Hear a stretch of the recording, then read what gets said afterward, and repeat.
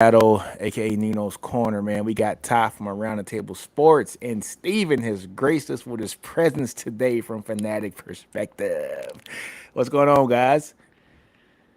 Well, Man, well, how same are old, you? same old. Same old, man. You guys know how the show goes, man. Like quick little commentary. I'm like searching Kentucky football, and every time I put in Kentucky in college, the first thing that comes up is basketball, and so you have to like specify football to make sure you get the right schedule. The first schedule I pulled up had like some mid-major tournament win or something like that. So it is what it is.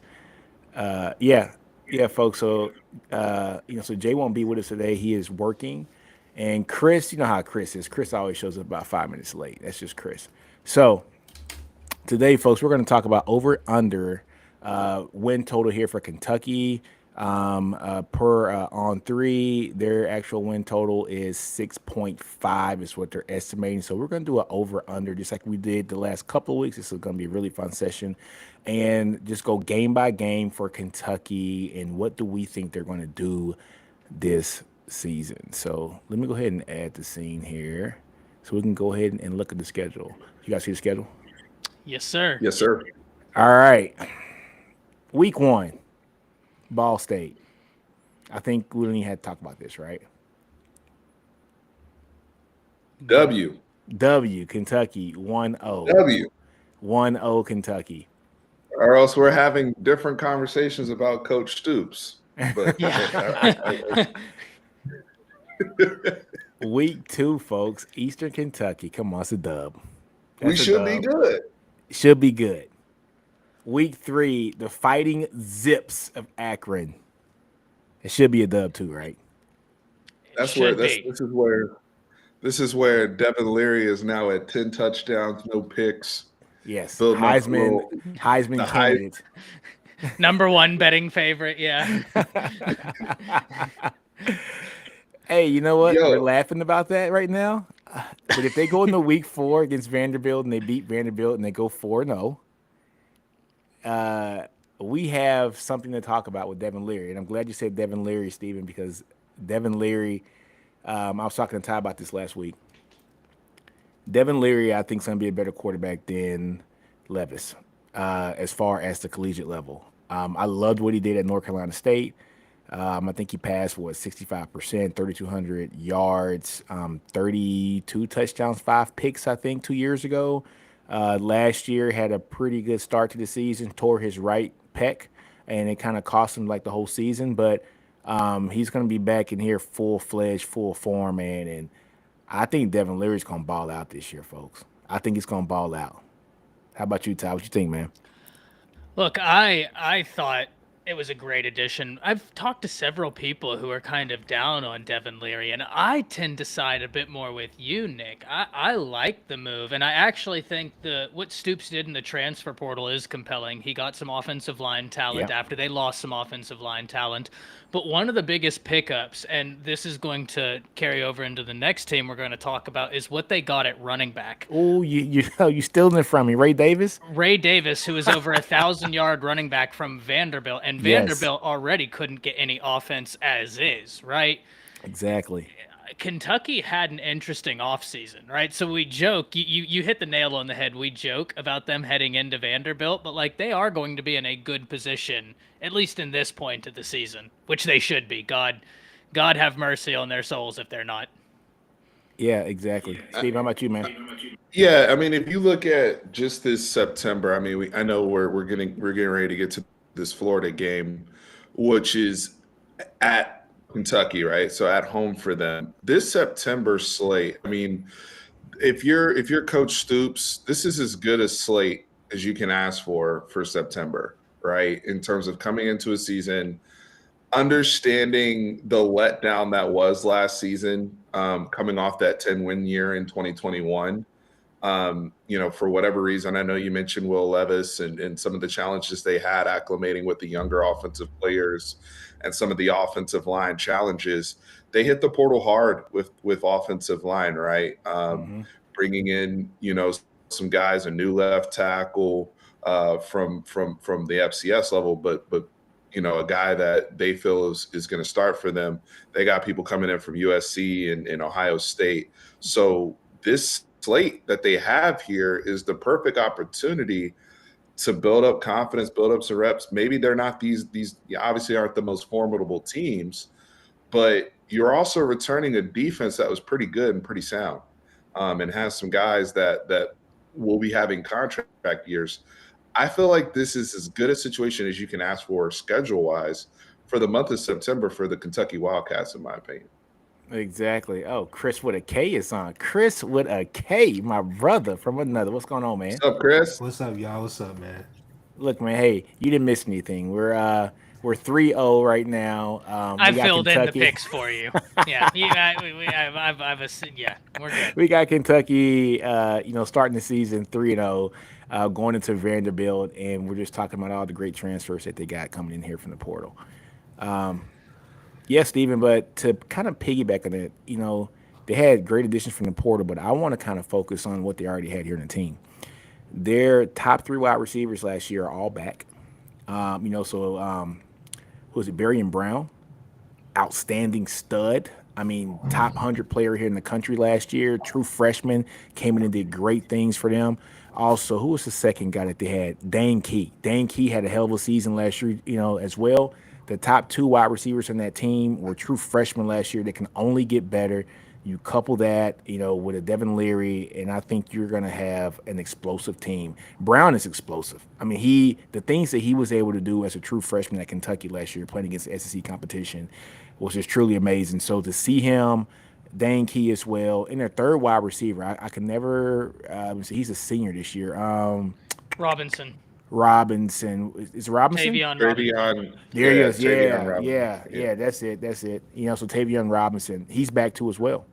So to have the continuity there at the wide receiver position, and I think you couple that with a guy like Devin Leary, who did some great things at NC State 2 years ago, I think they're going to be set up to do pretty damn well this year to start the season off with. But going into Vanderbilt, I think this is a game where this offensive line takes control. I think Ray Davis does his thing this game, a little payback to his old school. I think they pummel Vanderbilt. I don't even think it's close. I think they pummel them. Chris, what about you, man?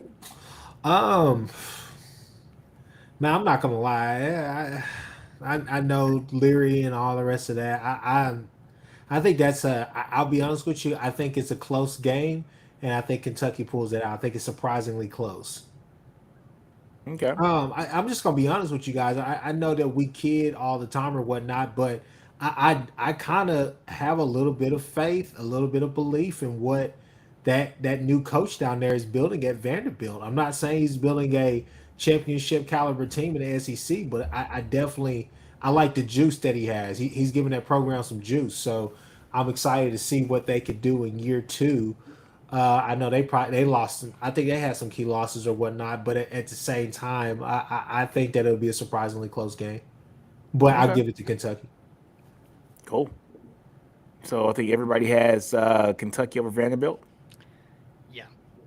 All right. I want to make one comment on this though. Yeah. Just to be fair. I do have Kentucky winning this football game, but I feel like we'd be remiss if we didn't mention that Vanderbilt beat Kentucky last year at Kentucky, right? 24-21. Now, obviously the Ray Davis situation factors into this, and some of the new faces that we've already mentioned, and kind of the momentum that Kentucky should be coming into this game. But coming off of Ball State, Eastern Kentucky, Akron, I know theoretically we look at Vanderbilt historically competition-wise as this one should be something where you handle your business, you go 4-0, but this is the team that beat you last year. And it is considered a rivalry game in their area, and we saw that last year. So something to be mindful of. I think Kentucky pulls it out, but I would not be surprised if this is a field goal game again like it was last season. Cool.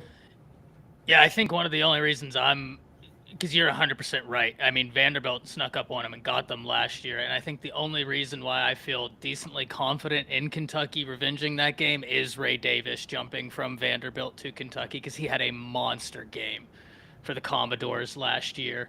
But Chris, I give you, I kid about it, but I do agree with you. I am interested in the future of Vanderbilt, and I would like them to continue building in a positive direction. And Yeah. like you said, they got him last year. So Everything. I mean, this can be the end point. We can keep moving on, but everything that Vanderbilt did last year was a plus. There was really no minus from. There's no expectations, no stipulations on their season any year, but it was just a step in the right direction. It kind of felt like what you see with Lipo, however you say his last name, up there at Kansas. It kind Yeah. of just feels like every step that they take is a step in the right direction. So you're just hoping that they give him enough time to try to establish something with that program. Yeah, that's right. And Vanderbilt's one of those tough places, right? Because you got to be a special kind of athlete to play at Vanderbilt. Yeah. You got to have the academics like totally in hand at Vanderbilt. It's almost like a Stanford situation. It's just Stanford has the history, right, of being a good sports program just across the board, right? Whether it's football, whether it's basketball, baseball, softball, the whole nine. But Vanderbilt doesn't have that rich history, and that's what hurts them. But it does take a special kind of student athlete to go down there and play. But once they do get it clicking, they do get it clicking once every 6 or 7 years, and you're just like, man, like where'd that come from, right? So, but that's just when they get the players that come in and actually mature in the program, and they're there and they're juniors and seniors, and they do really well. But yeah, I'm with you, Ty. I think losing Ray Davis is going to hurt them a lot. I mean, he was 1,000-yard rusher, averaged almost 5 yards a carry last year at Vanderbilt. And now I think he's stepping into a much better situation, a better offensive line, better quarterback play too, and better skill position players to surround him that, he won't be honed in on 24/7, that each team has to stop. So I think they beat him by 2 touchdowns this year. So I think we all got Kentucky beating Vanderbilt. So yeah, let's go to the next game. This is going to be the one. I want to hear Chris's thoughts on this one first. Kentucky versus Florida. I already think I know what Chris is going to say, but let me hear Chris's take on this one. Okay, first off, you don't know what I'm going to say, because what I am going to say is that this is a bum fight. You throw a spoon out there and see who goes for the jugular first. I am not impressed with this game at all. Steven, you missed it last week. Graham Mertz, Jack Miller, they don't move the needle. Ty, I'm going to say it again. I'm sorry for stealing your flow, but I'll say it again. They don't move the needle for anybody on this panel right now. I'm not a believer. I think they're terrible. I know I sound like Stephen A. Smith talking about Kwame Brown, but I'm just telling you now, this is terrible. I do not want to see this game because I know this is going to be a bum fight. It's going to be a battle in the trenches, honestly. It's going to be who has the ball last, to be quite frank with you. And it's not going to be a barn burner. It's not going to be a shootout. This is going to be probably a 10-3, 10-17 type of day. And it's going to be abysmal football. That's just my opinion. But the game is at Kentucky. Just because I like Napier, I'm going to go with Napier, but it's going to be close. Ooh, okay. So you're going Florida. Yeah. Ty, how about you, man? I don't even know how to respond to half of that. Look, no, this is going to be interesting. I guess I didn't realize this. Kentucky's beaten Florida 2 years in a row now. Yes, yes. They've beaten them 3 out of the last 5 as well. And guys, I don't know, man. Chris, as much as I agree with you that I think this is a close game, I'm going to go with Kentucky, and here's the only reason why. Wow. Because Kentucky's defense, well, one, it's at home. Yep. And 2, Kentucky's defense wasn't bad last year, and they add in former 5-star Keyshawn Silver from the transfer portal, who transferred from North Carolina there. So that should help there. And then when I just look at how Kentucky can attack offensively, I think Florida will be better, but I just think Kentucky offensively will have more ways to move the ball. Right now, I have major questions about Florida's passing game. I think they're going to have some good running backs. Etienne's little brother looks really good. I mean, he had a really good spring game, but I just don't know what's going to happen in the passing game. And because of that right now, I just think Kentucky has a bit more answers for me than does Florida. Steven. Florida's going to be coming in here most likely with already 2 losses if we factor in Utah and Tennessee. And I was already I got some pushback when I said that very early on this channel when I said that Billy Napier's on the hot seat. Fair or not, fair or not. When we were just talking about who was on the hot seat in the conference, this is why I was looking at Florida because I struggle to see a path for them to win 5 or 6 games this year, which means that this Kentucky game is a must-win. Will be a must-win game. Yeah. If you think about them, Florida being bowl eligible, and really, if you look at Kentucky, who I think we all have them 4-0 at this point, building momentum. You know what? A week before Georgia. having to go at Georgia, you'd like to be 5-0 before obviously the schedule gets considerably tougher. I just think that Florida. I'm going to pick Florida to win this game, and the reason being is I think this is one of those games with how difficult their schedule is. They have to beat Kentucky in this situation, or else you could be potentially looking at a 4-8, 5-7 type year if you're Billy Napier. And I think that Kentucky can. It's more of a hungrier type situation, especially with Kentucky looking at Georgia the following week. Ooh, see, I already got Florida going 5-7 next year, so I got them getting beat by Kentucky. They had Anthony Richardson on that team last year, and he couldn't save them in the swamp. So he's not coming to their front door to even try to save them. He couldn't save them last year. We're not confident in their passing game this year. They do have good running backs, very good running backs, but I think Kentucky's going to stack up to stop the run. And I think Kentucky's offense is going to be really explosive this year. I know Chris isn't a fan of Leary. I like Leary a lot more than I like Levis, and I think Leary's going to do some great things at Kentucky. Like I said, hey, this is a guy who was at NC State, went 9-3 as a starter, 3,200 yards passing, 32 touchdowns, 5 picks. He can sling the ball, man. 65%, 68%. When it comes to actual completion percentage, he can throw this rock, and he has weapons. I mean, his top 3 receivers are coming back. I love Brown. Look, I think they're gonna beat Florida. It's in Kentucky too. I do get you though, Steven, with this being like a trap game. Like they can come in at 4-0, looking to Georgia. It could be a primetime game, a 5-0 team against another 5-0 team. People not expecting Kentucky to have 5 wins by that point because they're just not used to Kentucky football. I think Florida's going to be very desperate. Comes September 30th already. You make a really good point about the state of Florida, and I remember whenever you said that, I can't deny. Look, Florida fans, it's not a patient program because they've known success, and you make a good point, man. If they come in here, Georgia the next week, easy to overlook it, and a desperate Florida team, that's a really good point. I didn't even think of that. That's a recipe for disaster, but I still got Kentucky winning this game. I think they have too much firepower on the offense side of the ball. And I also think that their defense is going to be able to, stand pat. They held, Florida last year to 16 points, man. And go ahead. Nick, I just wanted to butt in and say, to me, I'm gonna go ahead and make the comparison. I think Kentucky has always been an Iowa State of the SEC, in my opinion. I think they are a team that will put up some very gaudy numbers, be a very physical team, be very disciplined as well. But at the same time, I don't know. They've done this the past couple of years where they pop up and they're either 5-0 or 4-1, something like that, going into a really big game like Georgia or something in the middle of the season, and then they get the clamps put on them, right?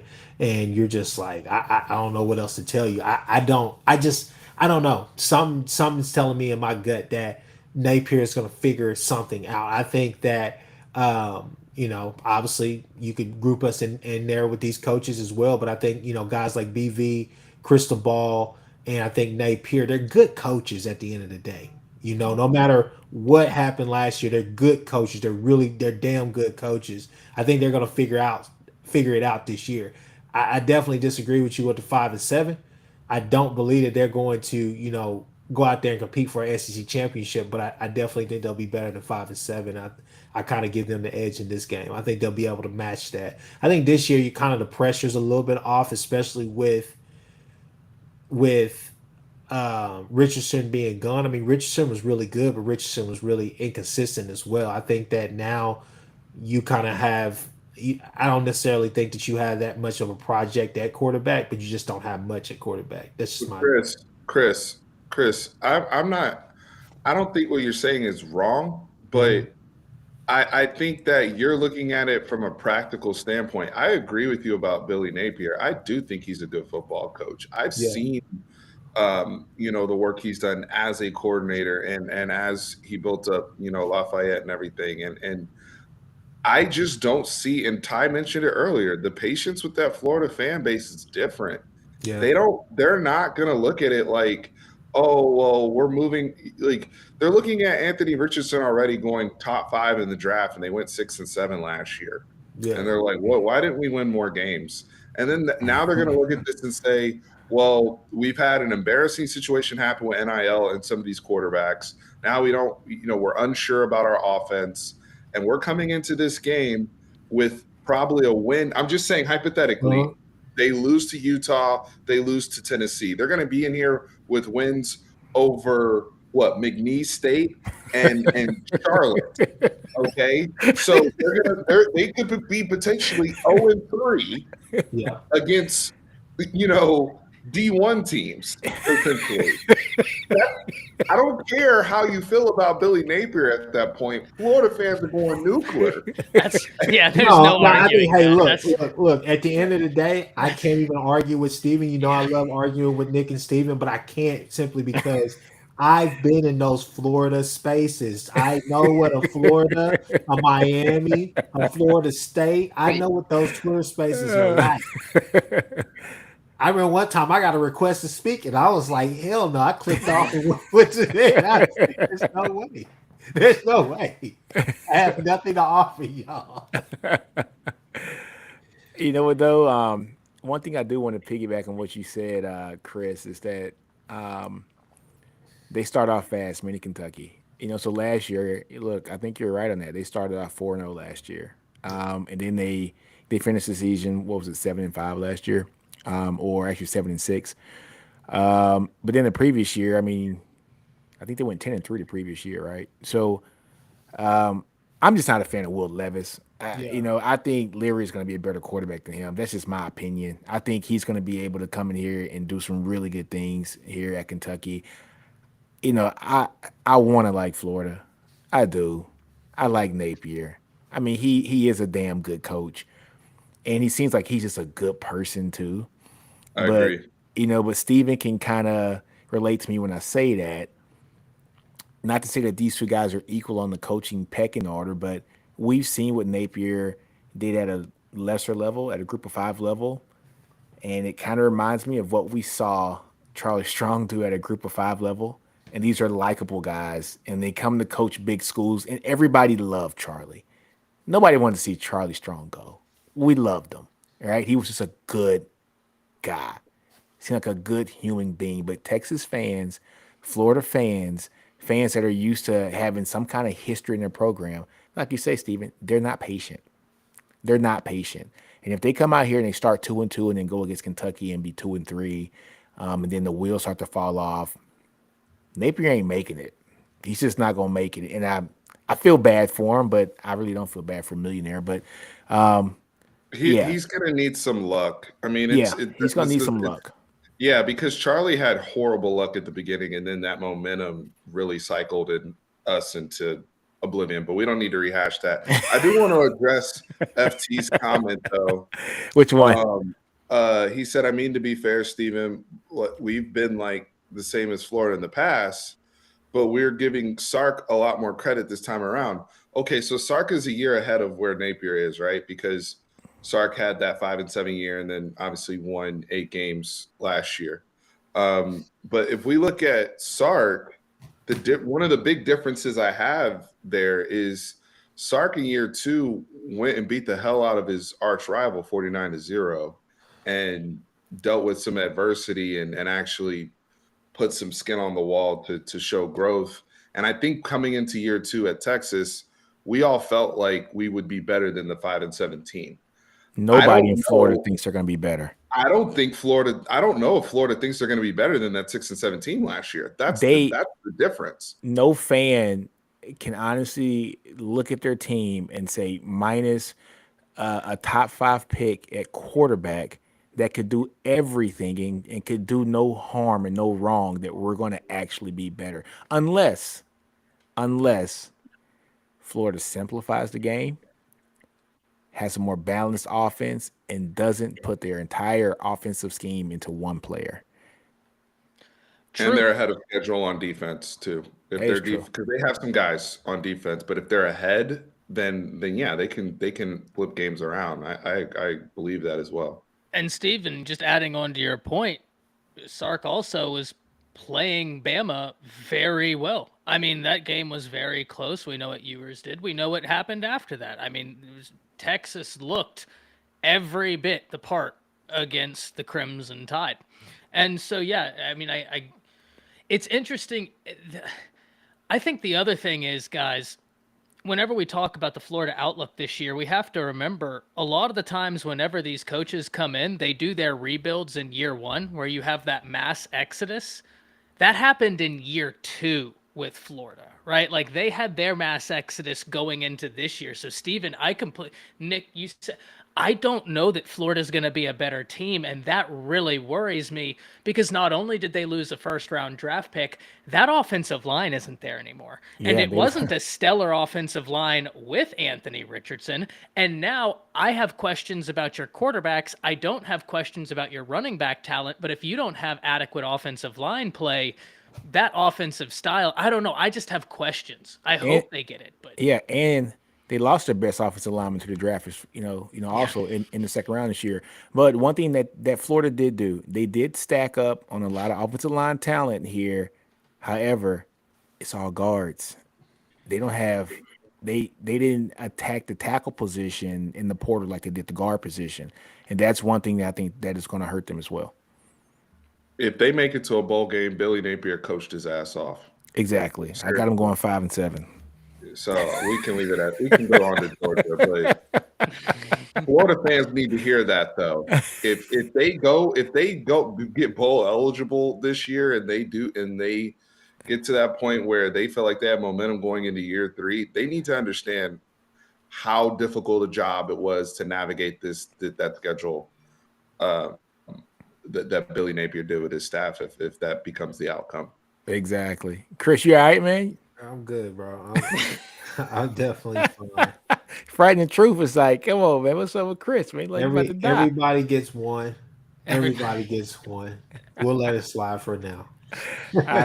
We'll let it slide for now. Trust me. I got some things I want to talk about. So let's hurry up with these with these Kentucky Wildcats. All right. So I got them going 5-0 right now. Ty has them 5-0. Steven and Chris have them 4-1 right now.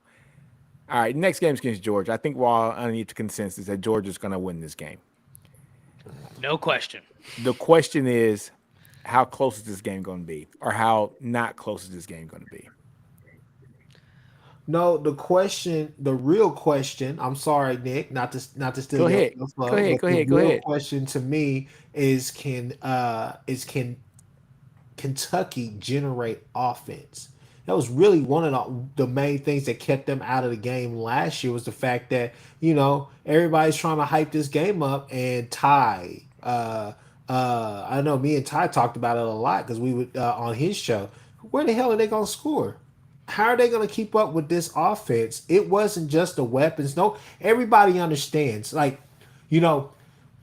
In my practice, I always tell clients, "Hey, look, let's focus on the solution, not the problem." Right? We know what the problem is. The problem is Bowers. The problem is that plethora of running backs that they have. The problems is the wide receiver who always finds himself open somehow. You know what I'm saying? Yeah. So the thing is, what the problem is, but what's the solution? You got to score. you got to be able to keep drives alive and sustain drives to keep their offense off the field and to put yourself in a good position to win. And you can't go out there and just plan on kicking field goals with them. They'll do that with you for maybe a quarter and a half, and then you're done. But last year they couldn't do anything. They would maybe get one first down once every two drives. I mean, once every three drives, and you're just sitting there like, man, Will Levis, none of them, they have no answer, no counter for what this defense is throwing at them. So my thing is that if you guys believe that much in Leary, is he the difference maker? Because to me, I think that going into Georgia, I'm not going to say that they can't be beat. They could be beat at Georgia. We've seen it before, but like Jake Fromm when they've had just as much talent as they have on the field now. But my problem with Kentucky is just where is the offense going to be generating whenever you get into the get to facing the better SEC teams, I guess. I want to counter you on one thing on that, Chris. Last year was a close game. Last year, Kentucky Georgia was 16-6 last year. If I'd have told anybody, hey man, Kentucky's going to lose to Georgia in 2022 with that stacked team they have and that stacked roster, and they're only going to lose 16-6, you're gonna be like, damn, Kentucky played their ass off. And I get that. I mean, defensively, and that's why I didn't mention anything. Defensively, they're going to be fine. Mark Stoops is going to always have a great game plan going into a game defensively. But my problem is just on the offense side of the ball. I got offensive side of the ball. You said 6 points, so I mean, but it may miss just by 10 points, but it felt like it was more because they couldn't sustain drives. But their key players, meaning their key skill position players last year, probably their two best skill position players last year, were true freshmen. They're true freshmen who, in game 4, well, I'm sorry, not game 4. It was towards the end of the season, but they got a taste of big boy ball going against the defending national champions, and they got punched in the mouth. Yeah. Right. And so now, Georgia always has talent, right? They got talent stacked up for days, but these guys were high 4-star guys who got punched in the mouth, and now they see what it's like. These guys are going to mature, right? And I got a feeling that they're going to be ready to play. I like Leary a lot better than Levis. I've been on record saying that for the whole season. Chris laughs at me all the time. He says he's another guy. But I've seen Leary do things at another school we didn't see Levis doing. I didn't even see what Levis – I wasn't too impressed with Levis in 2021, let alone 2022. So I think Leary's going to be a better quarterback. I think those skill position players are going to be better this year as well. And like Ty said, I am very intrigued with what Ray Davis brings to the game here as well. Their offensive line is beefed up. Are they beefed up enough to take care of Georgia's defensive line? No, they're not. But I got Georgia winning the game, but I don't think it's going to be a runaway win like we would think Georgia would do against I don't know. Who did Georgia run against last year? Yeah, TCU. That was abysmal. Yeah. So yeah, I got Georgia winning, but I don't think it's going to be a blowout like some may think. Yeah, the way I look at it, Chris, to answer your question, Barian Brown has got the ability to stretch the field. I mean, he's a burner, man, and he is dangerous in the return game. He's going to be a really fun prospect for college football fans to watch because he's got a deep skill set. My biggest thing is I just don't think Kentucky has the type of offense that you really want to have when you're going up against Georgia, because I think they're going to have a balanced approach. And I don't know, guys. I think you're going to have a real hard time if you're like pro style balanced going up against that Georgia defense, because I think they're all too happy to repeat last year and be like, okay, we'll have it be 16-6, right? And like, we're going to play slow control ball and that's our game. Yeah. Georgia's all too happy to do that. That's why offensive coordinators like a Steve Sarkisian, guys who like to push the ball and get creative, those are the type of offenses that can give Georgia problems. I just don't think Kentucky's calling that type of offense. Got you. Steven, how about you, man? Yeah, so I think Georgia's going to cover in this game, and I actually think it has the potential to be a blowout. The reason being, last year's game, and you're right, they played them real tight, 16-6. Kentucky's defense was really, really good. I thought Stetson Bennett was probably his worst game that I saw him play last year. As Georgia just didn't seem to be locked in that day. Not to make excuses or anything like that for their offense, but they didn't perform up to standard. And then they had a situation where they were actually gonna shut out Kentucky. I don't know if anybody remembers this, but Kentucky had the ball like the 1 yard line and completed. I think it was actually Barian Brown that caught one on Ringo for a big play that led to them getting points.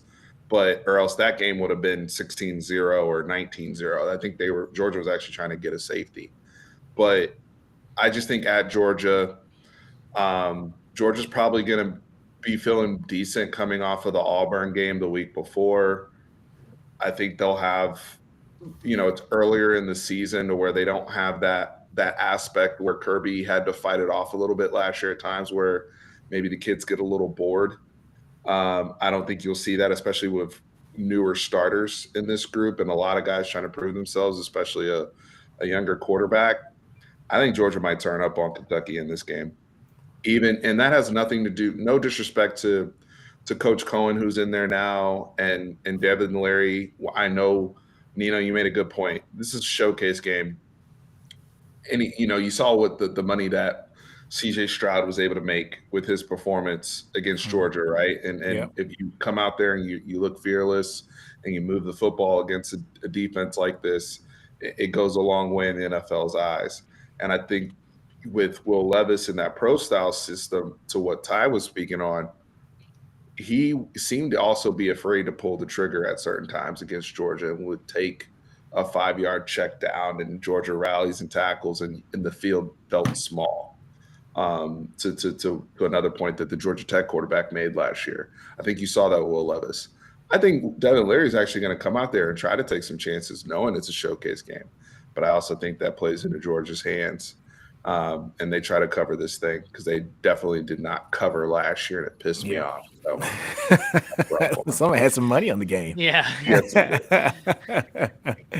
Yeah, it's going to be interesting, man. I think everybody thinks Georgia's going to win this game. It's just a matter of how much do they win by, right? So, I could be swayed on that too. Georgia's the defending champion. A lot of folks don't think Georgia's going to kind of repeat what they did last year as good as they did because we don't even know who their starting quarterback's going to be. But Georgia's Georgia, right? I mean, they're gonna turn up this year. So yeah, we got Georgia winning that game. I think me and Ty got it 5-2 now, and I think Steven and Chris got it 4-3 now when it comes to Kentucky's record here. 4-2, right? 4-2. I got them 5-2. I think. No, that's the first loss. You and that'd be the first I'm loss. sorry. I'm sorry. You're right. 5-1. We'd have them 4-2. You're right. 5-1. All right, next game. This one's going to be very interesting. This is at Kentucky, and this is Kentucky versus Missouri.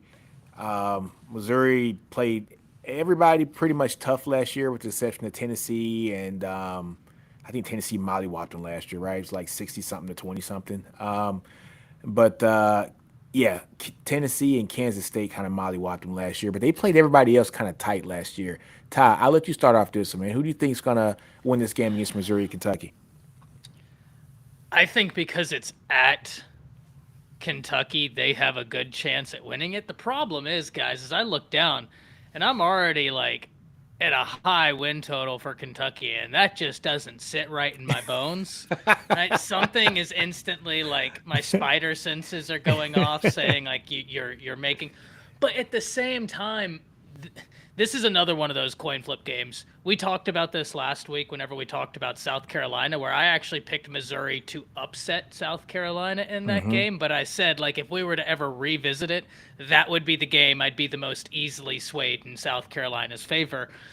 This is kind of the same thing. I think this is a real toss-up. You pointed it out. They played everybody close last year. This was a 4-point game last year.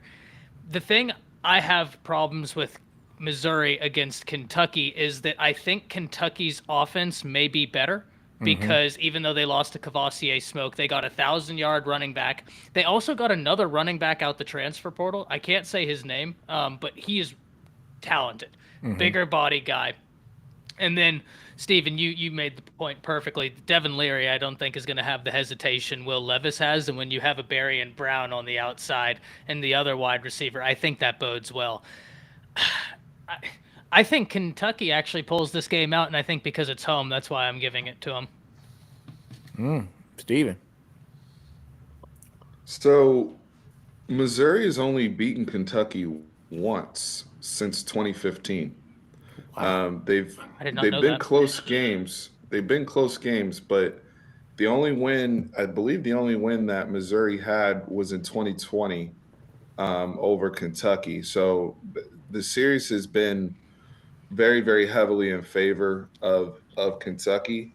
I'm struggling with this game because this is a game where if Kentucky wins, they clearly, I think, that would already put them at 5 wins. And as you start to see some of the teams at the bottom of the schedule, I have losses there. I think this is actually a must-win spot for Kentucky if we're talking about betting the over on 6.5 wins, considering the opponents that are after that bye week. Yeah. But with Coach Drinkowitz and those guys over there at Missouri, they got some guys that can make some plays. I just think Kentucky's defense is probably a little bit better in terms of that matchup. So I'm going to actually go Kentucky again to continue their little win streak that they have over Missouri. Ooh, Chris, how about you? If this game would have been in Missouri, I would have picked Mizzou. I think that Kentucky gets it done at the end of the day. The only thing that I would say is, ladies and gentlemen, be on the lookout for that wide receiver room up there at Missouri. I'm not saying that they have a bunch of hogs, but hey, Burden and No, they're good. Yeah, I mean Burden. Hey, Burden is a dude. I think if Theo Weiss has his mind on right and he's healthy, I think he's healthy. I think he can really be a threat with them as well if they're going to use him the way that I guess he's thinking that they're going to use him. So I'm a little bit excited about this Missouri team, not just because of what they were able to do against Georgia last year, but simply because I just think that they play solid football. I'm going to give them that, but it's just that they're inconsistent as well. But playing at Kentucky, I don't know. I think it just depends, but I'll lean more towards Kentucky since they're playing at home. I think at the end of the day, defense gets some key stops, and they probably win that game probably by 10 or at least. Yeah. Hey guys, who is the starting quarterback for?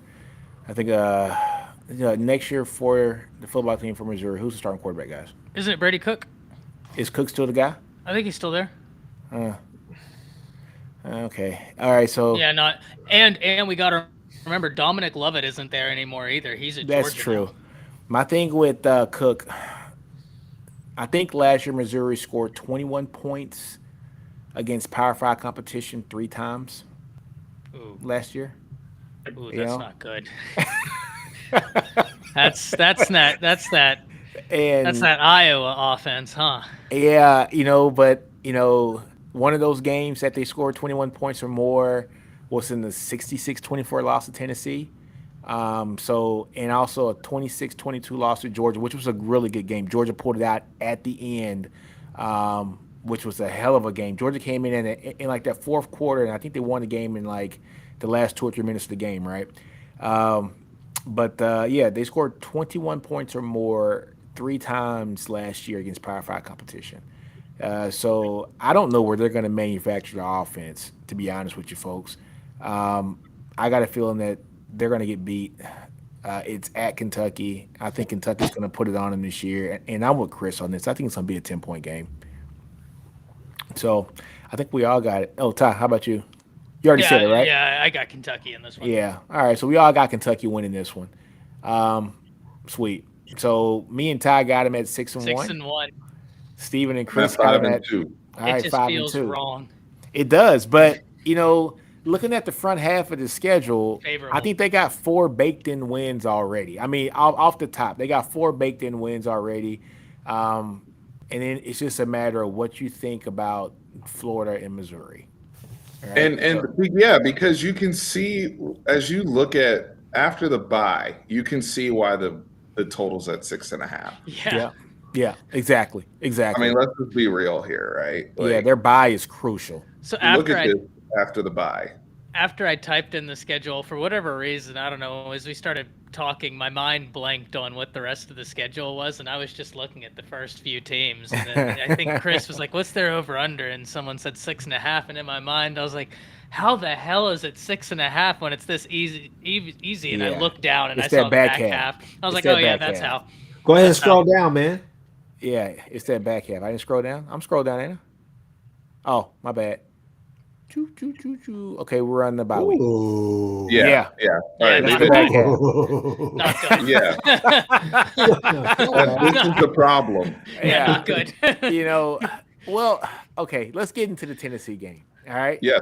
I think we understand. If Lost. Tennessee comes out and does their thing, Tennessee's whooping that ass. Okay. I mean, that's not even. Let's keep going. Let's keep going because I don't want to waste time. I don't care. Yeah. I don't care what field it's on. It's in Kentucky. I don't give a shit. Tennessee's whooping that ass. Mississippi State. This is the game. Kentucky has an Mississippi opportunity to put in some work against Mississippi State. Steven, I'll let you start off on this one, man. So I actually think this is going to be a really difficult game for Kentucky. We know the emotions that Mississippi State's going to play with this season for Coach Leach, and just looking at Will Rogers and that crew still there offensively. I don't know what Mississippi will be early in the season offensively and what that identity is going to be. I do think that they'll be a little bit more solidified as what they want to do by November. Mm-hmm. And I look at playing in Starkville, November timeframe, coming off of what could be an ass whooping against Tennessee, and then you're sandwiched in between Bama. I could see that being a struggle for Kentucky, and we also got to factor this in. What does the depth of your football team look like? Because that's the one thing about SEC football is when I say this all the time. We saw this even with Texas playing Alabama. When you go to war, you're going to lose people when you play in these big games. And so at some point, while I think we like a lot of the front end talent that Kentucky has, I don't know what that depth looks like. Yeah. Once guys start to go down and we start to get into months like November, this is where stuff gets set apart with teams like Alabama, with teams like Tennessee, with teams like Georgia, where they can go to war and they can lose 2 or 3 guys. But if you lose 2 or 3 guys, it hurts you different. Yeah. And so that's where I think that the fall off sadly could happen for Kentucky, and they start to kind of go on a little downfall. So I got them losing to Mississippi and Starkville. Ooh, Chris, how about you, man? I have them losing in Starkville as well, simply because it's just a Kentucky thing to do. I don't know, man. It's just something just not sit right with me with that game. I don't know. I think the kind of the well runs dry. Also, I'd like to jump back up there in Tennessee and say the only thing that scares me with Tennessee is who is the quarterback by that time, because as we all know, it's not like I'm hiding it. Not a big fan of Joe Milton. Just gonna be honest with you from the get go. I don't care if he goes out there and has a great season. Still not a fan. I think that we've seen that story a couple of times how it played out. I thought he would be the guy at Michigan, simply because like I said, all the tools are there, all the talent is there. It's just that it kind of rubs me the wrong way. I don't like doing all the pre-promo and all the rest of that stuff. Like get on the field. Let's get to it. Be a quarterback, go and do that, because you've had that chance, that opportunity plenty of times, and now you're kind of enjoying this limelight. Clemson game is one game, but we've seen other flashes. But I just want to know who's going to be the quarterback. And I'm not saying that Nico is not going to go out there and do any better than him, but I'm just saying that I think that's something to keep an eye on. But as far as that game against Mississippi State, yeah, I'm giving that to the Bulldogs. I want to add one quick point before Ty and Nino go. The matchup right now is 25-25 between Mississippi and Kentucky. However, Kentucky has not won in Starkville since 2006. Just FYI. Oh wow, man, Ty, what you got, man? First, where are you pulling these stats from? They're amazing. Winsipedia, baby. Winsipedia? It's Winsipedia. it's so good. I could I just sit know. here and listen to them all I night. know. They're so cool. I gotta highlight one thing though, because I love this quote. When you go to war, you're gonna lose people, right? Yeah. That resonated with me, Stephen, because I think that's a perfect summary for where we are in the season for Kentucky. They're building something, but is the depth there? And conversely, when I look at Mississippi State, guys, we talked about this before, they're going to have a total change in philosophy in this team. They went from being led by legendary coach Mike Leach to now a defensive-minded head coach, right? So it's going to be a bit of a change. Luckily for Mississippi State, not only do you get Kentucky at home, you get Kentucky later in the season. So you have time to get acclimated. And Will Rogers is a seasoned quarterback in the SEC at this point. He's thrown for a lot of yards, and he has shown he can throw. 11,000. Yeah, He has that many? Yes, he Wow. is sneaky good. He's someone I'm always shocked. I am, and I'm not. People don't talk about him because Mike Leach was the offensive coordinator, and people expect any quarterback under Mike Leach to put up gaudy numbers, which fair enough. But like, he's really good. He's a really good quarterback, man. Yeah, guys, I don't have much else to add. I have Mississippi State winning this game. Ooh. You know, I think I'm gonna join the party on this one. I was thinking, you know, just for all the reasons that you guys said. At first, I was like, you know, you got Kevin Barbie, brand new system, very balanced system. I don't think Mississippi State has the depth, you know, as Stephen was talking about with Kentucky, though. But I don't think they have the personnel yet to run Barbie's offense. And so I think later on in the season, I don't think they're going to have the depth that's necessary to completely run his offense at Mississippi State. However, they are playing at home. Do I trust Will Rogers more in Mississippi State than I do Devin Leary? Yes. I think by that point in the season, what's this game? 9 or 10? By this point in the season, I think Barbie would have reconfigured his offense to match the personnel he has, because he does like to run a very balanced offense, and he's going to find a way to run the ball. And if he is able to do that, I think Mississippi State squeaks this one out by about a field goal. So yeah, I'm with you guys on this one. Man, we all agreed on Mississippi State. So I think Chris and I are at 5-3 at this point. Yeah, and we're at 6-2. Yep. No, 6-3 because we got to lose to 6-3, Tennessee. yeah, 6-3. Yeah. 6-3. So we're And you guys are 5-4. 5-4. 5-4. Okay. All right, so Got it. 6-3, 5-4. It's not getting much better either. Not get much better because the next game is against the Crimson Tide of Alabama. I don't care if it's in Kentucky.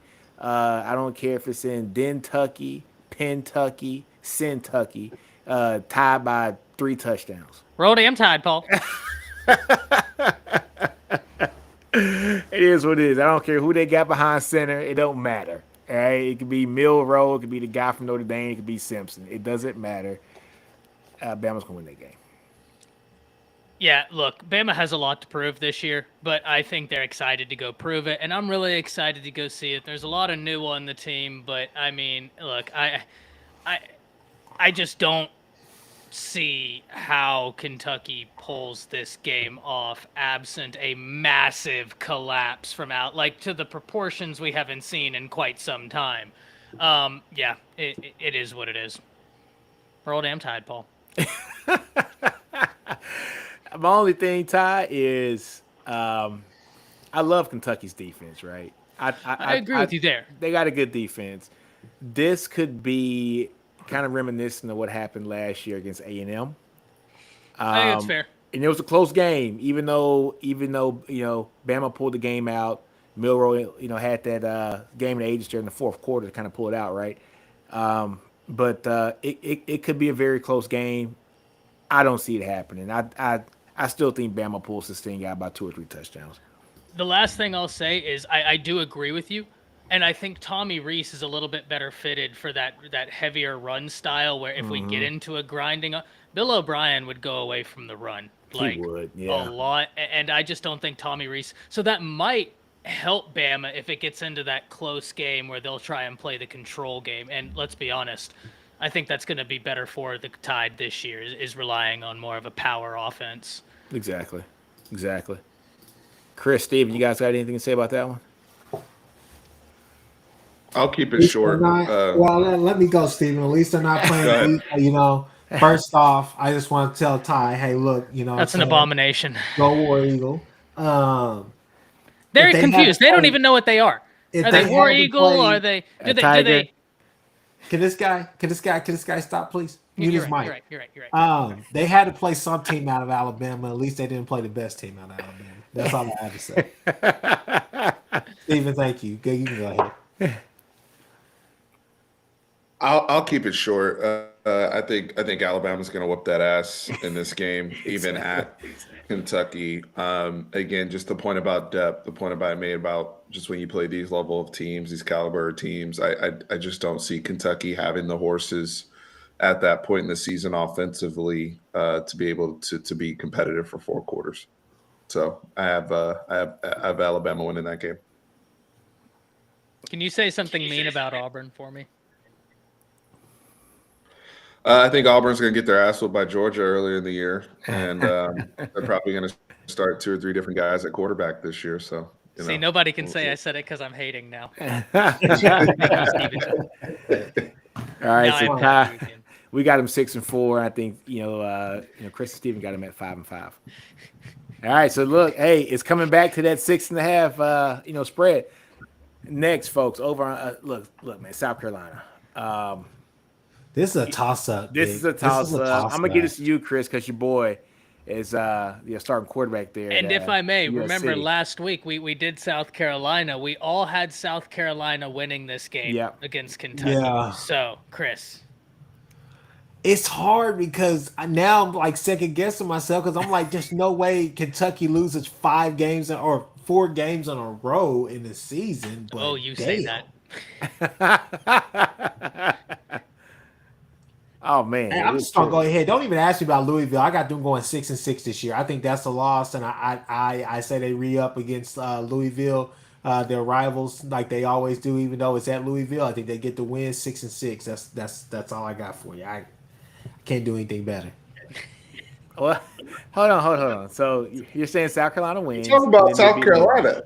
I know. I'm just saying, man. I'm just wrapping it up. Look, Louisville. I can't. I mean, this is bad. Like, I don't know. Steven, how about you, man? All right. This is a game I really wrestle with. To Chris's point, though, about that tough slate, I do think that this is a type of game for Kentucky where it's kind of light at the end of the tunnel with some of those matchups. And I've wrestled. I do think that at Mississippi State and at South Carolina, Kentucky will win one of those games. And I could be wrong here, and it could end up being Mississippi State and they lose the South Carolina game. I'm actually going to pick them to beat South Carolina at South Carolina. I think South Carolina is going to be in a position where they're going to feel really, really good about how to finish their season because I believe after a October trip to College Station, they do not leave South Carolina again. Yep, I think the entire month of November they play in Columbia. And so, while it feels good to end the season that way, to have all those home games at the back end, you still got to live up to the standard and play well, especially a division game. In a game in which it's been a little back and forth between Kentucky and South Carolina, I'm actually going to pick Kentucky to pull off the upset on the road against South Carolina. Devin Leary going back to that Carolina area and having one time for the one time over there. I know they're not SEC, ACC country, but close enough. A lot of familiar faces in that game. I think that's going to be – I actually think that's going to be an awesome football game. I think that's a really good matchup. But I have Kentucky pulling that off, knowing that they're going to be fighting to be bowl eligible as well. So I think that's where they break through. All right, you got to make 6-5 right now. How about you, Ty? Nick, Steven and I all have Kentucky at 6-5 right now. I have South Carolina losing this game, though I will admit that was a compelling argument. And I'm just keeping the law because I said South Carolina would. Or I'm sorry, I have South Carolina winning this game. Same here. I'm sorry. I confused myself. Yeah, that was a very compelling argument, though. This is a toss-up. This is going to be a really, really underrated game. This is one I think people should circle. And tune into on this one. Yeah, but I have South Carolina pulling it out. Look, I got South Carolina winning this game too, and for the same reasons that we said about the depth, right? The depth of each team. Kentucky's is coming off a hell of a onslaught of a schedule here, right? You see Tennessee at Mississippi State, Alabama, and then South Carolina. So you got 3 games where you're going to get your ass whooped. South Carolina's coming off of, if I'm not mistaken, they're coming off of Jacksonville Vanderbilt State and Vanderbilt. Those are going to be, let's be honest, if South Carolina does what they're supposed to do, I'm not going to say warm-up games, but they should win those games. Yeah, they should be the fresher team, no doubt about it. Yeah, so they should be the fresher team. It's at South Carolina too, right? Mm-hmm. Yes. Oh, yeah. It's at South Carolina. They're going to be the fresher team. I think South Carolina pulls it off just for that reason. Guys will be a little bit, healthier. Their guys won't be beat up by Tennessee and Bama and also going to Mississippi State. And we all know South Carolina's defense is something stupid. I mean, when he puts the pressure on you, his defenses are really, really good. So, yeah, I got the fresher team winning that game. I got South Carolina winning that game. And, yeah, we got 6-5 across the board now, right? 6-5, and then there's Chris with 5-6. All right. Last game, folks. Louisville. Ty, what you thinking, man? This one I struggle with. Look, Kentucky won the game last year, but it's in Louisville this year. These are the toss-up type games. Vegas is really high on Louisville this year. Mm-hmm. They like the Cardinals. I have my questions about Louisville. That being said, though, I'm going to pick Kentucky to win this game just because they beat them last year. I think it was 13-26. And I hate to beat a dead horse. I think their defense is going to be just about as good. Yep. I think their offense could be better and have a little bit more balance to it. So I'm going to take Kentucky to win this game. Yeah, they won 26-13 last year. Steven? I got Kentucky winning this game as well, which would actually put them for me at 7-5. So it sounds like I'd be taking the over there. Kentucky's won the last 4 against Louisville. This is the first year of Jeff Brom, and I know Louisville had a very exciting recruiting class come in. So they I think that's part of the reason, Ty. Maybe there's some optimism there with how those guys will factor in into that roster. But I thought Malik Cunningham was one of the more underrated guys last year, and for Louisville and college and really in college football. And Kentucky still handled their business against them, and I think that's just They just have a little bit of a run right now in that rivalry. And it seems to me this rivalry runs interesting where teams kind of get off 4 or 5 wins on each other at a time as it goes back and forth. So I'm going to go with Kentucky, and I have them finishing out 7-5. All right, Chris, how about you? I just told you, man. I got them. I think I'm going to say 6-6. I believe that they'll. Ty, am I correct on that? But who do you have? What do you have? Because I didn't catch who you had winning this game. It depends. Kentucky. You have Kentucky. So yeah, you're at 6-6. Yeah. I mean, it's say less. I mean, I don't know. I mean, Louisville had a good recruiting class. Didn't Louisville lose their coach? You guys should say that. Yeah. So Satterfield's out. So it's Jeff Brom now. Wow.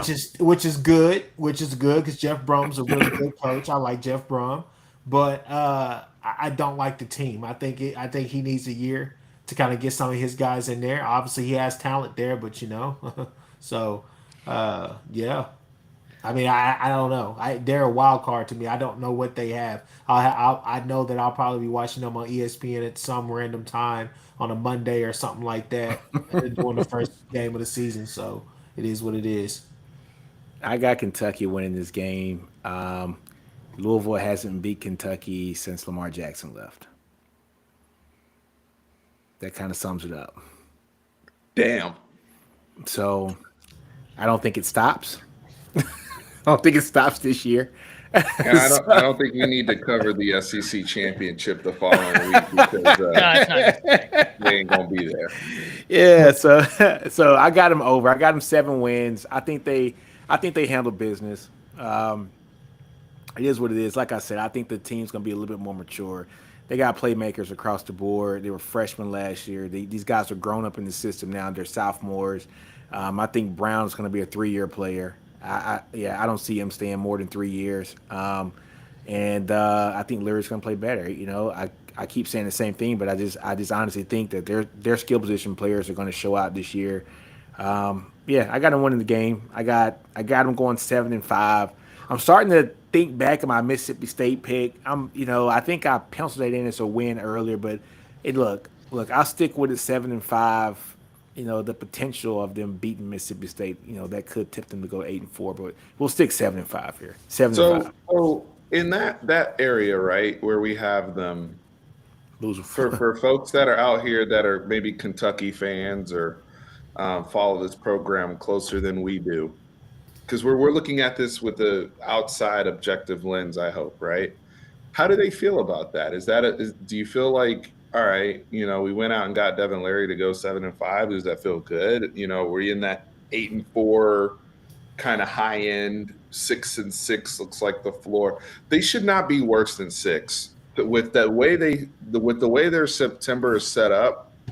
Yeah. Honestly, Coach Stoops, I think that the staff, the roster is good enough to where you should be able to pull out at least 2 wins out of the rest of the schedule. But how do you feel about that as a whole? Do you feel like you're progressing as a program? You feel like that's where you should be? I just wonder how they would feel after a season like this. Yeah, that's and also, man, we got 6. I feel comfortable with 6 wins, right? I mean, 6 wins off top. 3 of these are coin flips, man. I think Mississippi State is a coin flip game. I think South Carolina can be a coin flip game. I picked South Carolina at first because I just believe more in Spencer Rattler than I do Devin Leary. I think, I've said this before over the last 4 or 5 episodes in the SEC this year. I think Spencer Rattler has probably the best arm talent in the conference. And so if he can get the mental game down, I think, man, South Carolina can go really far this year. But even in saying that, I still think it's a coin flip game. So there's opportunity. All this depends, all this depends on how well does Devin Leary adjust to playing at Kentucky, and can he create magic there and pull out a few wins that many think that he can't pull out in that conference in the back half of the season. And that's also assuming he plays the whole season, because he is from a very severe injury as well. Yeah, from that pec, and it's a pec on his throwing side. So Correct. It's his right pec. He's a right-handed quarterback. So, hopefully that's healed all the way. And if it isn't healed all the way, then, look, every one of my projections, you can throw them in the trash. Oh, absolutely. Yeah. If he goes down, it could look ugly. It could look like it did in the Iowa Bowl game, right? Where they just can't, there's nothing they can generate offensively. I will say this, though, just to answer kind of the question I threw out there earlier of how I would feel. I've always felt like if my team is projected to be in that, let's say 8-ish win territory, 6, 7, 8 wins, I just don't want to lose a game I'm not supposed to lose. Yeah. Like, I want to be able to watch a game objectively and know that if a team beat me like Alabama or Georgia or Tennessee, it's like, okay, we were outmanned. There's nothing, we didn't leave meat on the bone. We came out there, we competed. We just lost to a better team. Yeah. What would bother me if I was a Kentucky fan is if I drop a South Carolina or a Mississippi State, but I watched the game and I'm like, wow, for 58 minutes, I thought we were better than them. Yeah. Right? That's Mhm. that's where you start to have problems with coaches and stuff like that. So I think optics wise, and this goes for a lot of coaches in the SEC that aren't one of the top creme de la creme programs, you want to make sure you're getting the meat on the bone that you're supposed to get with the way your roster looks. Yeah, like Ole Miss is a prime example last year. I think Ole Miss left a lot of meat in the bone last year. You know, Yeah, they they did. There was a lot of games where they were up and they controlled the game, they controlled the narrative, and then let it slip right out their hands. yep, So, exactly. um, Exactly. before we get up out of here, man, let me. Kentucky fans, look, I know you guys are probably at home thinking to yourself, damn, Texas fans talking to us like this. These are some of the good guys of that group. So go ahead, follow them, like them all. Like, hey, look, they're good guys. Okay. Deep down, they're good guys. Being ignorant about, college football, winners and stuff, being in the winner's circle. They're good guys at the end of the day. But, anyways, hey, before we get out of here, I got a couple things I want to talk about. First off, I cannot wait until next week. Okay, why? Because those schedules for the SEC next year in 2024 are going to be released. It's going to be bonkers. I'm really interested, not only in OU schedule because I think we've kind of seen some of the projections, but I'm definitely interested in Texas schedule. Not because I'm trying to troll, but simply because it seemed like everybody want a piece of y'all. And Texas A&M is talking all this stuff. We talked about that. And it seems like they're trying to pitch y'all against other people. It seems like y'all and LSU are tied an awful lot to each other from stuff that I've been reading. So I think it's going to be really interesting how it plays out with your schedule because your schedule is going to be more unique than OU because just in my opinion, and I'm not saying that I'm a history buff or whatever, but I feel like we maybe play a little bit more SEC teams. That's just my opinion than you guys, or at least recently, I would say. And I just feel like you guys have more of a unique chance to actually like venture out, play some newer teams than just Texas A&M and Arkansas right off the bat. I feel like you guys have some leeway to really forge some new rivalries in the SEC. So I'm definitely interested because it seems like everybody wants a piece of y'all. So I'm just But like, Chris, that's how it's supposed to be. Every time we've engaged with the SEC, at least of recent. So I'm gonna say, since I've been on YouTube, right? So I'm including Georgia Sugar Bowl game, yeah, LSU 2019 game, Yeah. the last year's game Bama. against Bama, right? Every time we've engaged with SEC competition, granted it's a small sample size, it has been absolute fire. It's been fire for content. It has been fire for trash talk, and the games have been really good because Texas, for whatever reason, win or lose, Texas actually plays up to the opponent. well, you know how y'all do. So yeah, I mean, so I totally understand Yeah. why there's that anticipation when it comes to looking at Texas Yeah. with wanting to match up in these games. I just think that you guys have a real unique. You guys are going to have a more unique schedule than OU. I think for OU it's going to be. I don't know. It just feels like kind of. I wouldn't necessarily say same old, but just from my opinion, it feels like okay. Well, if they just give us Kentucky, Auburn, but then they give us, obviously they're going to give us Texas A&M, Texas, obviously. Probably Arkansas. Probably Maybe. Arkansas. Yeah, I mean, in Missouri, it's kind of hard because you've kind of already had those rivalries with those guys, but I feel like you guys We're have, gonna venture have a new better chance to territory. have maybe like fresher opponents to Sure. kind of build that. You get what I'm saying? It's gonna be Yeah, interesting. It's I gonna be forgot Missouri. I Yeah. was on YouTube when we played Missouri, and Yeah. obviously Arkansas kicked our ass in Vietnam. So yeah. yeah, no, but all those games and all those moments have been a lot. Like they've all been. I mean, y'all seen it. They've been very emotional games. All of them. But also, I think what people need to realize too is, I mean, Texas is a huge brand, and people say they want. No, Chris, you can laugh all you want. It's a huge brand, We already know it's a and so brand. it's a brand that also when it's on TV, it makes a lot of money regardless of what Texas is a huge school with a lot of fans, guys. So a Texas bringing a huge fan base to go play Alabama at Alabama this year. It's going to be freaking huge. A Texas versus a Georgia is going to be huge. This reminds me of boxing, right? And so, Huge. so in boxing, where you have one fan base of one demographic comes in with Correct. another fan base of one demographic, almost like the Tank Davis versus Ryan, fight, or like Great a example. yeah, or like Floyd versus Oscar, right? You got two different demographics. They come together and make a mega fight, right? And that's what these games are going to be because you're going to have SEC fan bases are crazy, and especially when they have the big brands like the LSU's, the Bamas, the Georgias, the Texas A&Ms, now Texas. Yeah. When you bring those two big brands together, different cultures too, because Texas, as much as Texas is in the South, I'm from Louisiana. It's a big difference, all right? And so you're bringing a fan base of loyal Louisiana swamp people, and you're bringing them to Texas, which is the Southwest thing, and you're bringing those two cultures together. It is going to be a clash. It's going to be awesome. Nino, Man. What's Nino, up? another thing too, to Chris's point though, where I will agree with Chris, is the anticipation for these schedules. It's gonna cause debate, right? Oh, Like yeah. there's no longer gonna be there's no more gray area once the schedule comes out because Yeah. there's gonna be SEC fans that think Oh, that the SEC gave Texas maybe a bump, Yeah. or there's going to be fans that think that the SEC is trying to haze Texas and OU with the schedule. Like people are going to look at it any It's, way it's they gonna be. want. I So don't that see. I don't see how. Like I can't speak for Oklahoma because I think Oklahoma's going to have a little bit easier schedule. No, I do. I think you guys are going to get the Missouris.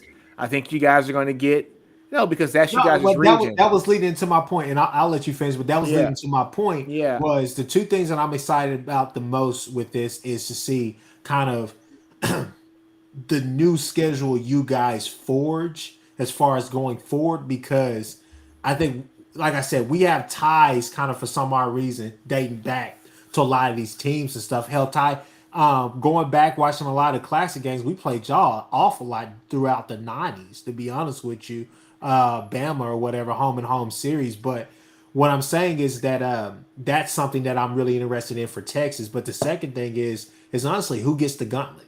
Who is going to have that schedule where you say, "Damn, that's a gauntlet"? Like, Texas because if they're y'all- gonna. I'm telling you, it's gonna be Texas because they're gonna want Texas LSU. I'm telling you, that's gonna be a game because that's gonna be the border war. And as much as Texas A&M wants to make LSU their rivalry, LSU doesn't give a damn about Texas A&M. It is what it is. I gotta Wow. see it. I gotta see it to believe it because, and I know this has non-con shouldn't have a role in this, but Texas plays Michigan. I don't think the Next year. SEC cares about that.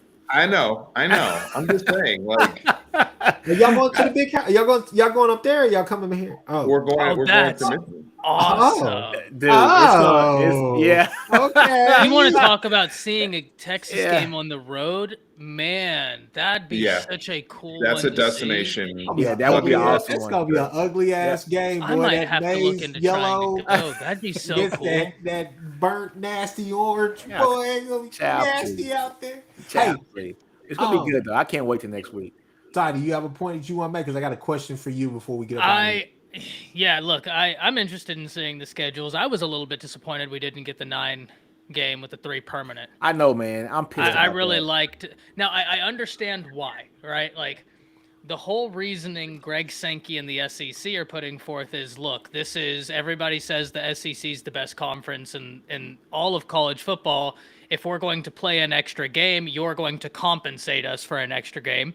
ESPN said, no, you're getting the contract as it stands. The SEC said, well, we're not going to go out there and play an extra high quality game for the same paycheck that 8 games gives us. Yeah. So I get it from a business side, but from a fan, I just am like, I hate that, man. I liked the LSU. I know it was very hard, right? But the LSU, Auburn, Tennessee, because personally, I've said this to Chris, I think there's a new age rivalry, at least to me, with Yeah. Alabama and LSU forming. Yeah, And I mean, want to that's- foster yes. that. I want to Look, foster that.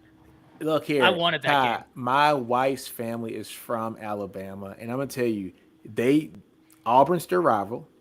Okay, my sister-in-law is old enough to remember when it's Tennessee was their rival too. Like she hates Tennessee and LSU. Like she looks at those three, that's it. And it's really, to be honest with you, she says LSU's their number one rival now.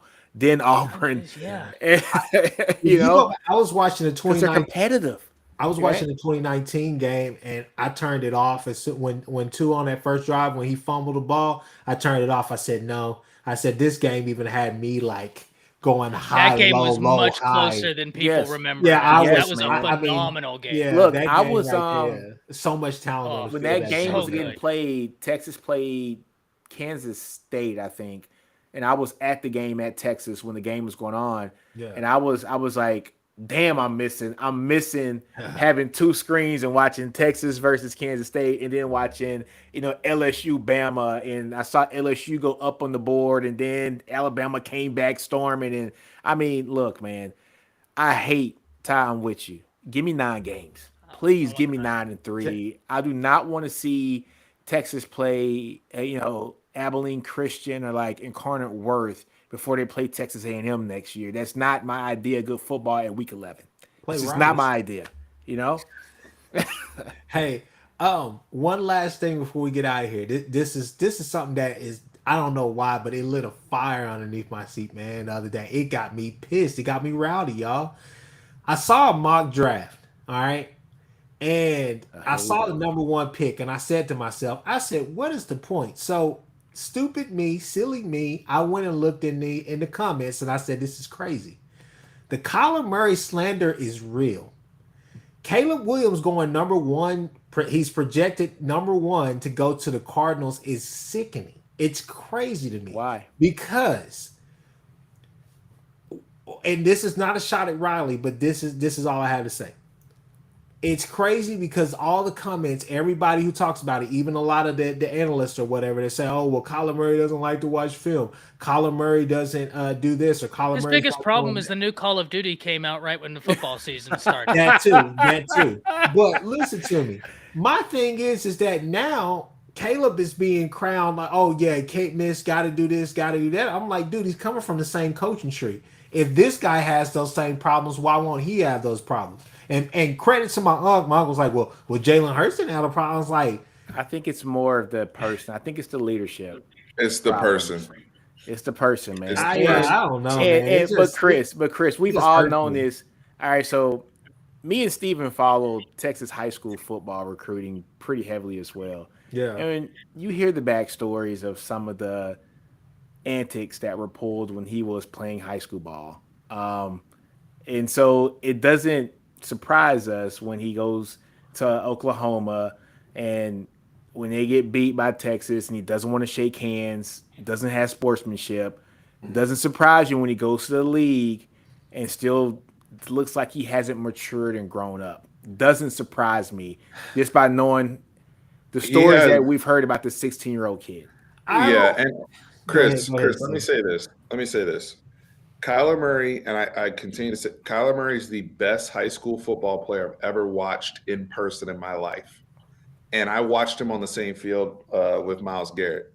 It's best high school football player I've ever seen in person in my life. Incredible, okay? But to Nino's point, those things, especially at the NFL level, and you know how they are, and they're tedious with these things. Those things are going to continue to be a problem until they aren't. Quite frankly, they're going to be magnified even more. Because they're going to be magnified until they aren't. Until, especially when a DeAndre Hopkins, who's a free agent, comes out and says, "I want a quarterback who's serious. I want a quarterback who watches. I want a quarterback." Blah blah blah. And it's like the thing is, Kyler is able to get away with being average in the NFL off of whatever he's doing, right? Because of how talented he is. And the thing is he ever going to actually take this seriously, like a job, like a profession? Mm-hmm. You know, the maniacal focus that so many other guys have, or is it always going to be, I just play ball and that's what I do, and that's my like 9 to 5 type thing? But catch me on Search and Destroy this evening. here's my Yeah. point. Here's my point though. I don't necessarily call what he's done in the league average because I mean I'll be honest with you, 2 years ago, about 10 games, 10, 11 games in the Oh, he season, was outstanding. people were talking about him being the MVP of the league. They were trying to push him as the face, all the rest of those things. And then the Then last he 7 gets games, he fell injured out. and Yeah. goes down. But I think that maybe it's not that he hasn't grown up, the personality, all the rest of that stuff, because some of those same things you guys are talking about, you hear a lot of that at OU. But I think maybe it's just the structure that he has around him. I'm not talking about like family or whatever. I'm talking about with Kingsbury or whatnot. Maybe that's the atmosphere, or that's just the coaching, the bubble that was allowed to go on. I So mean, Chris, I don't know. Maybe that's what Chris, was going on. I can't put that on the yeah. coaching because you're a grown man now. This is I get it. I when get you're the it. quarterback, no matter who is the coach of that team, that's your damn team. Especially when you're But number one pick. to be fair to Kyler Murray, we actually get to see this season. He is coming back from a torn ACL. He looks good. I give him credit for he was already, you know, hitting 400 on the squat rack, no problem. 13 weeks post op. That tells me you've been putting in work, right? Yeah. You can't be on the video game squatting that much 13 weeks post op. You're putting in work, okay? So to be fair to Kyler Murray, though, this is his opportunity to reintroduce himself to the league and say, hey, I am that number one overall pick, and a new system with a new Kingsbury completely removed from everything to put those things to bed, to put those doubts to bed. He can do that. If he comes out and he looks and he gets injured again, he's still injury prone and he has the same problems and he's inconsistent, then yeah, and Arizona's bad again. The question's going to still be there. I mean, Like- I mean, the thing about it is though is that with Kyler, this type of season that I think that he's gonna have, or this season that he's entering with a new coaching staff or whatever, it was inevitable. We knew it from the get go, but they held on to Kingsbury long enough. Kingsbury did some good things in the league. You can't discredit what he did, but I just never thought that he was the coach. Another thing for me was the fact that when you look at the defense, they had some guys, but you had really about 4 guys. You had I can't remember the other D lineman that they had, but outside of J.J. Watt, they lost that other D lineman to the Raiders this year. Then you had Byron Murphy and Buda Baker and Simmons. Yeah, and they have not. Yeah, about 4 or 5 guys. They didn't pick up their 5th year on Isaiah Simmons, so that just tells you what type of franchise. Yeah, no, that's what I'm saying. Like that's over there. Yeah, you never had that defense. You never had any of that stuff. And when they got to the playoffs, obviously they looked terrible because. But Chris, yeah, here's the issue. Here's the issue. I'm gonna just be blunt.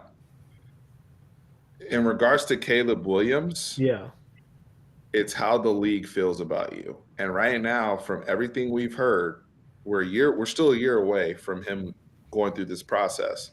But assuming he stays healthy and he continues to play at the level he's played, the league looks at Caleb Williams as a Mahomes-ish type prospect. That's what they say. It's not what I'm saying. Yeah. I'm not out here pushing that because I don't like comparing players to current greats. Guys. I think I've made that speech before, so I'm not going to do. But that's what the league says. Yes, okay. Exactly. And so when they look at that, they may say, "Look, this isn't an anti-Kyler Murray decision.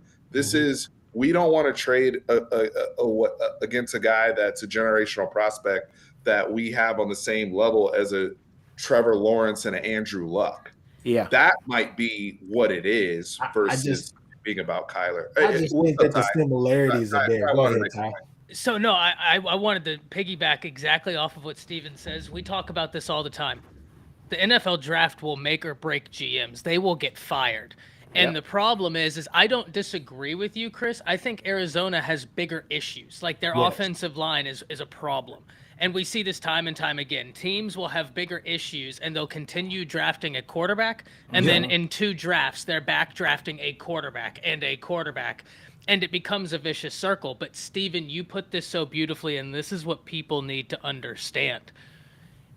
the Arizona Cardinals GM is not going to put himself in a position to not take Caleb Williams, because then if the number 2 team takes Caleb Williams and Kyler Murray, knock on wood, twists his ankle game 1 and is out for 6 weeks, he's done.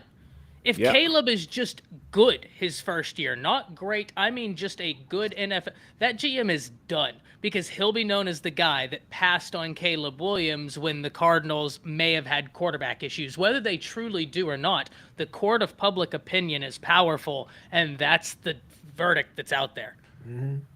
Yeah. No, I mean, Amen. and you all make good points. I just thought that it was pretty interesting, especially with a lot of the similarities, knowing that they're coming from that same coaching tree and all the rest of that, and that's already a knock on Oklahoma quarterbacks. Who's that with the echo? Steven. God. Nah, but look, He you on know, that Texas Public Library Wi-Fi. hey man, don't be hating on the Texas Public Library, man. It's all good, baby. Steven, don't listen to him, dog. Don't listen to him, Steven. I just thought it was an interesting point just to make, man, just a conversation to have that, that I don't know. Maybe I'm oblivious as all get out to a lot of the extracurriculars, because it just Come to on, me, Chris. I think there's too many similarities. I know that's your team, and you put blinders on certain things, but you even understand Kyler was not the most involved person on the sideline. He was not like a leader amongst men in that field, Yeah, and maybe because he didn't have to be, because you guys had a lot of structure there. But at some point, your quarterback has to be a guy that has to take over. He has to be a guy like, if I'm drafting you, even Trevor Lawrence, he might not be the most rah-rah guy, but when it came down to go win a game, They knew who the man was. they knew who the man was. They knew who to listen to. And I never saw that at Oklahoma with Kyler, as great as he was as a player. And I won't say he's the best high school player I saw play, because I'm a little older than you guys, and I've seen Vince Young play in high school in person. Oh God. I've seen Cedric Benson play in person. Oh God.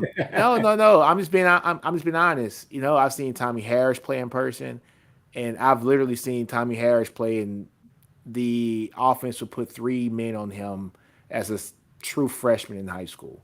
So I mean, that shows you the level of how good of a player that he was. So yeah, I've seen Vince Young play in person, and I've seen what he's done. But Kyler Murray, by stats and by everything he's done, is probably the greatest Texas high school quarterback of all time, and I don't think it's close, just by record alone. 3 seasons as a starter, 3 state championships, never lost a game since middle school. He's that good. He is that good, but he also had that good talent around him too. He had some amazing talent around him, and the schools are just built different the way that they recruit players to come play at their high schools these days. Now, but in saying that, yeah, there were always some rumblings behind the scenes about Kyler, and if he's another one. If he gets it up here and gets it in between their head, great things can happen for him. But you don't want to be the GM. You don't want to be the Bears GM who drafted Mitchell Trubisky and Patrick Mahomes got drafted 8 picks later. Exactly. Right? You don't want to be the Jaguars GM who drafted Leonard Fournette and Patrick Mahomes got drafted 6 picks later. Yeah, I know. As great as Myles Garrett is as a defensive end, number 1 pick of the draft that year, you don't think the Browns wish they had Patrick Mahomes instead of Myles Garrett? Because they've been searching for a quarterback for a long time. The only pushback Mahomes kind of molded into this. Obviously, people are kicking themselves, but yeah, that's true. That's true. I don't know if the Browns would have turned him into what he is. Yeah, Texas Tech Mahomes was different. I mean, I'm just saying hindsight 2020. When you look back and you go look at the draft and you're saying, I picked him, right? And so that's just the fan Browns talking. I think the Browns. I don't think there's any Browns fans that are looking honestly at the Myles pick. I think where they look sideways is actually Baker and like not taking Josh Allen or like that, because they were talking about taking Josh Allen. Yeah, I think that's where they kind of look sideways. But look at San Francisco 49ers getting Solomon Thomas. Like, he's not even in the league anymore, is he? Yeah. That was a rough draft for them, though. Yeah. Corey Davis That was for the rough. Titans. Come on, man. Corey Davis. But my thing with the Bears, this is where the Bears look really bad taking Trubisky. You passed on taking at that point in time, taking Mahomes at number 2 overall would have been wild. It would have coming been off just a much 5 of a and 7 risk as season. picking Trubisky. I mean, Trubisky had one season But- in the league. But hold on, I mean, in college. they passed on Deshaun Watson, Yeah. who was kicking ass, and I knew for a fact Deshaun Watson was better than Mitchell Trubisky. Yeah, exactly. Even with the nonsense Exactly. off the field. Exactly. I'm like, come on. Like, that was where I'm like, they both were ACC guys. They went head up against each other. Exactly. Mitchell Trubisky couldn't even beat out the brother that was playing before him. I'm Yeah. like, come on. Mitchell Trubisky versus is now. Who's he playing for now? Is it Pittsburgh still? Pittsburgh. He's a backup at Pittsburgh, and the two guys that picked after him are the two richest quarterbacks, or two of the top 5 richest quarterbacks that Correct. play this game. Correct. That GM got fired, I hope. Mega fire. Oh yeah, he did. He did get fired. All right, guys, Trubisky. we've hit on Fired quite- squared. Who I used to call him Mitsubishi. Why you call him man Mitsubishi, man? It made no Because I'm damn like, car. who's this guy Mitsubishi? They're drafting this guy Mitsubishi instead of Deshaun Watson, who was cooking Bama. I don't get Yeah, it. no, true. Dude. True. Dude. I was So- so happy when he left, only for them to get Trevor Lawrence and then cook Bama the next year. I was like, come on. Hey, man, talking about Trevor Lawrence, though, man. Hey, Trevor Lawrence is that guy. I am excited to see what he's going to do with Doug Peterson, man. I mean, he's it's refreshing to see him have great coaching at the quarterback position because he's going to be great, man. I mean, he's the next one. He's the next one. He's Shout gonna out be to Urban Meyer, who was the only coach on the planet that almost ruined. Trevor Trevor Lawrence. Lawrence. How can you I screw up got Trevor him Out Lawrence? of there, guys. Speaking of SEC Connect, can't wait to see Swamp Kings. We might have to do a Swamp Kings recap or breakdown after that documentary of the 2006 to 2009 Urban Meyer led Florida Gators. We might have to do. I don't know if you guys are in on When's this. it coming but, out? Hold on. When's it coming out? Swamp Kings comes out. It's. Let me see real quick. Is it? Boy, that's going to Well- be a trip. Because those Florida teams were wild. Hold on, I'm bringing it up on 3. Release date is August 23rd. August 23. It's coming up. Hey, you guys there? So Yeah. right before the season starts, we might have to do like a special Swamp Kings review. Sounds good to for me. the fans. I think I'm people down would with it. enjoy that because I think a lot It's- of college football fans obviously are very familiar with that 2006-2009 Florida Gators team led by one Tim Tebow. And I think a lot of people, all of us, whether you're a Florida fan or not, we all remember and have vivid thoughts and memories about that team. And I think, just offering our thoughts, 14, 15 years post that, I think that would be good Oh, content. man. So Yeah, man, I'm not gonna make no jokes because a lot of I can't do it. But it's not even a lot about can be jokes, said bro. about- It's about what happened, bro. They got Mercy Percy over They- there. They got Aaron Dude, they had Hernandez. Percy. got the They had the Mount. They had a murderer, all led by a preacher. You know what I'm saying, dude? What is going on here, man? Just remember, Only in Praise America. be. Jesus hung out with the outcasts. Only in America. Only in America. Swamp Kings, August Don 23. King, only in America. Netflix. Yeah. All right, I gotta watch it. All right, guys, we've been on like an hour and a half, man. Let's get this thing out. We're gonna talk about the schedules next week. I was thinking about not being able to show up next week because I gotta change jobs in the Air Force. Parents are coming down. I got to do a whole briefing and stuff. But now that the schedules are coming out, you might see your boy on here Wednesday night anyways. Until my mom said I love you, but I'll be up in an hour. So we gotta talk about these schedules, dog. So all right, man. Until next week, folks. That's it. Boomer. Deuces. Welcome. Peace. Boo. You know, No, this ain't gonna stand. We good. We good. Boo. hey, and that same are we off?